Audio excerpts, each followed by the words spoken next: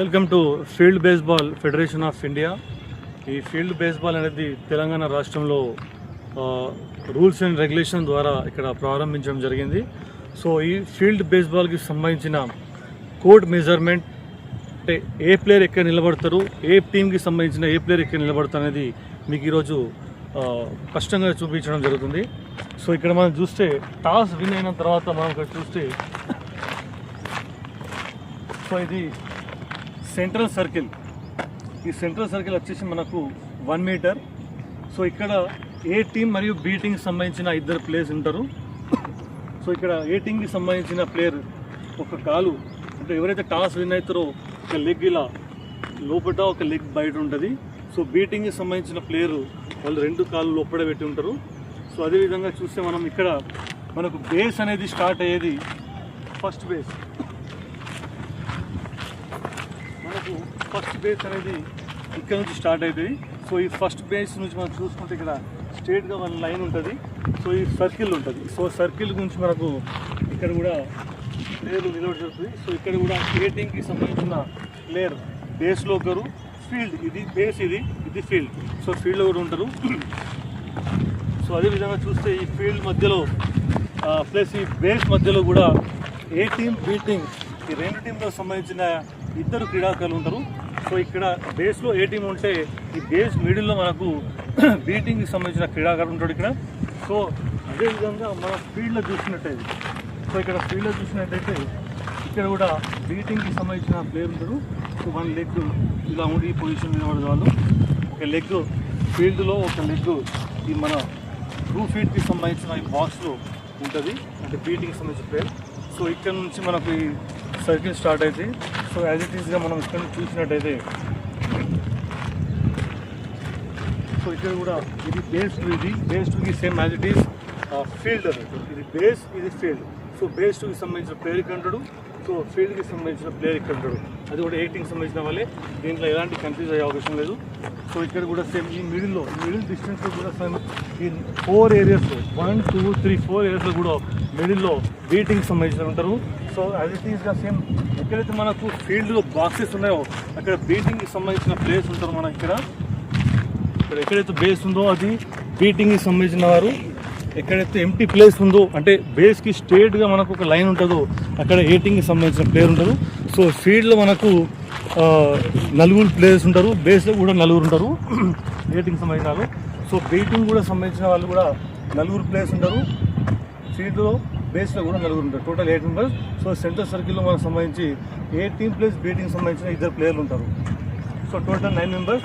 ఎవరైతే extra players 7 members ఉంటారో వాళ్ళు కూడా ఈ ఫీల్డ్ రన్ కంప్లీట్ చేసిన తర్వాత సేమ్ యాజ్ ఇట్ ఈస్గా వాళ్ళు కూడా లోపలికి వచ్చే అవకాశం ఉంటుంది.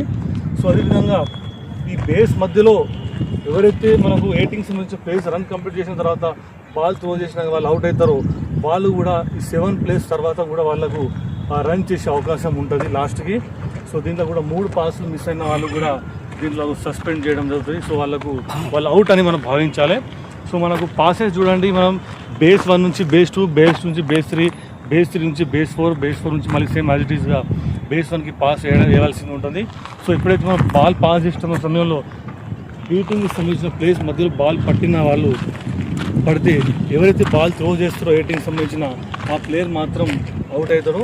సో అదేవిధంగా మనం చూసుకున్నట్టయితే 3 పాసెస్ 3 బాల్స్ మనకు యాజ్ ఇట్ ఈస్గా మనం ఎక్కడి నుంచి బేస్ నుంచి బాల్ టచ్ బయటకు వెళ్తుందో పట్టని సమయంలో అక్కడ బీటింగ్కి సంబంధించిన ఈ బాక్స్లో ఉంటారు.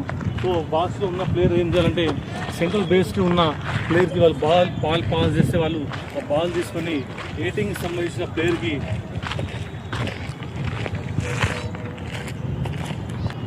ఈ పొజిషన్లో ఉంటారు వాళ్ళు. సో ఏటింగ్కి సంబంధించిన ప్లేయర్కి బీటింగ్ వాళ్ళు ఇట్లా బాల్ తీసుకొని ఇట్లా బాడీ టచ్ చేస్తే ఎవరైతే బాల్ త్రో చేస్తున్నారో ఆ ప్లేయర్ అవుట్ అవ్వడం జరుగుతుంది. సో అవుట్ అయిన ప్లేస్లో డైరెక్ట్గా బేస్కి వచ్చే అవకాశం ఉన్నది. ఎవరైతే ఎక్స్ట్రా ప్లేస్ ఉంటారో వాళ్ళు ఫీల్డ్లో రావాలి, ఫీల్డ్లో నుంచి బేస్కి రావాలి. అది కూడా డిసిషన్ మొత్తం క్యాప్టెన్ తీసుకోవడం జరుగుతుంది. దీంట్లో 20 నిమిషాల డ్యూరేషన్ గేమ్ ఇది. సో ఇందులో మనకు 10 నిమిషాల ఫస్ట్ హాఫ్ ఉంటుంది, తర్వాత 3 మినిట్స్ బ్రేక్ ఉంటుంది. అదేవిధంగా 10 మినిట్స్ మనకు మళ్ళీ గేమ్ లాస్ట్ 10 మినిట్స్ ఉంటే టోటల్ 20 నిమిషాల గేమ్ ఉంటుంది ఇది. సో అదే మనకు ఆ 20 నిమిషాల్లో మనం ఏదైనా డిసిషన్ తీసుకోవాలన్నా కోచ్ మేనేజర్ కానీ క్యాప్టెన్తో డిసైడ్ చేయాలి. సో అప్పుడు మన ప్లేయర్ చేంజ్ చేసే అవకాశం ఉంటుంది. సో ఇందులో మనకు పాయింట్స్ చూడండి, ఏ ప్లేయర్ అయితే ఇక్కడ మనకు ఇప్పుడు ప్లేయర్ చూడండి, మన బాల్ వేసిన తర్వాత ఇప్పుడు బాల్ పాస్ చేసిన తర్వాత ఇప్పుడు ఎగ్జాంపుల్ చూడండి, బాల్ మనం పాస్ బాల్ స్పీడ్ ఉట్టి మన స్పీడ్ కరెక్ట్ ఆగలం. Okay ready.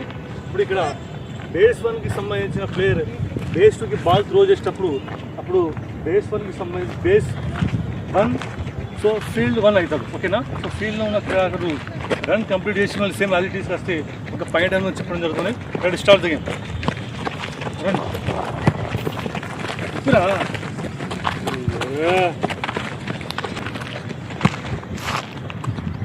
వాణి కావాలి, ఒకటి కావాలి.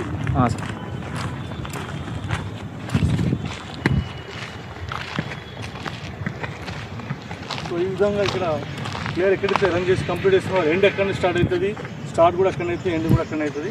సో ఆ ప్లేయర్ ఏం చేయాలంటే ఈ రన్ కంప్లీట్ చేసాను కాబట్టి ఆ ప్లేయర్ బయటికి వెళ్ళిపోవాలి. సో ఎవరైతే ఎక్స్ట్రా ప్లేయర్స్ 7 మెంబర్స్ ఉంటారో అదే ప్లేయర్ ఆ ప్లేస్కి రావాలి. సో ఇలా మ్యాచ్ 16 మంది క్రీడాకారులు ఈ గేమ్లో ఆడే అవకాశం ఉంటుంది. సో ఇంకో విషయం, ఈ క్రీడ కావాల్సింది మనకు ఓన్లీ ఒక బంతి మాత్రమే.